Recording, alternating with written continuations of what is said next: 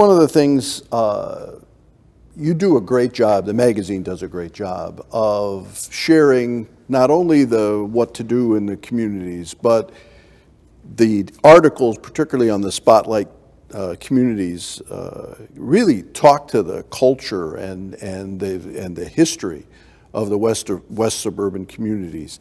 Why is that important, do you feel? Well, I think many of the communities still draw quite a bit of their identity from their history. Certainly, it's changed dramatically. So if you go too far back, obviously, virtually all of these communities have an agricultural base.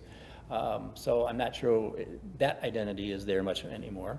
But they all kind of sprung up along the train lines for the most part, and then kind of expanded out from there.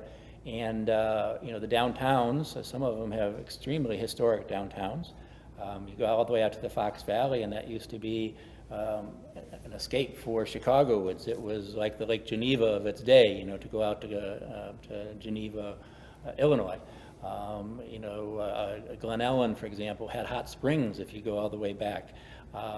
So I think that history is a kind of intertwined, and a lot of the attractions have some historic base to it. There's certainly some great museums. A lot of the towns have wonderful history museums, and so I think that's a big part of it, is that people still feel rooted in that history of where their community came from.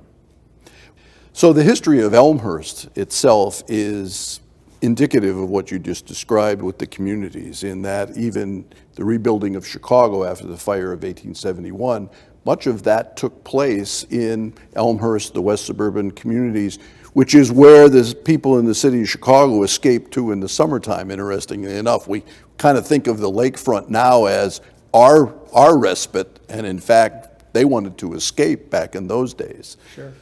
Well, there's a number of interesting tidbits like that you kind of dig up when you do the research on various towns. Downers Grove has a number of Sears homes. It goes back to the World War II days. After World War II, there was a need for immediate housing for a lot of the soldiers coming home, not necessarily high-priced housing.